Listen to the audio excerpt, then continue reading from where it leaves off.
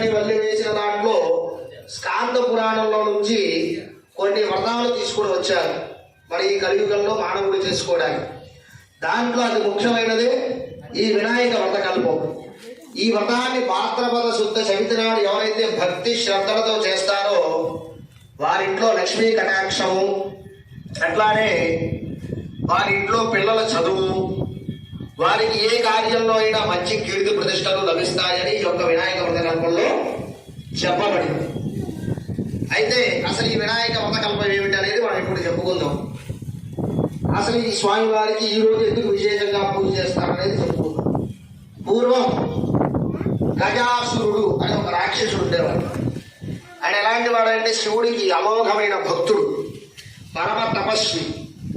కొన్ని సంవత్సరాల పాటు ఆయన విశేషముగా తపస్సు చేశాడట. ఆ తపస్సు చేసిన ఫలితం సాక్షాత్ పరమేశ్వరుడు ప్రత్యక్షం అవ్వడం. ఆ ప్రత్యక్షమైన సమయంలో స్వామి వారు ఒక వరం కోరాడు. ఏమని కోరాడంటే, స్వామి నువ్వు ముల్లోకాలన్నిటినీ పరిపాలించేవాడివి, జగతం పిందరో వందే పార్వతీ పరమేశ్వరు అంటారు. నువ్వు అమ్మ ఇద్దరు కూడా జగత్తును పాలించేవాళ్ళు తల్లిదండ్రులు. కాబట్టి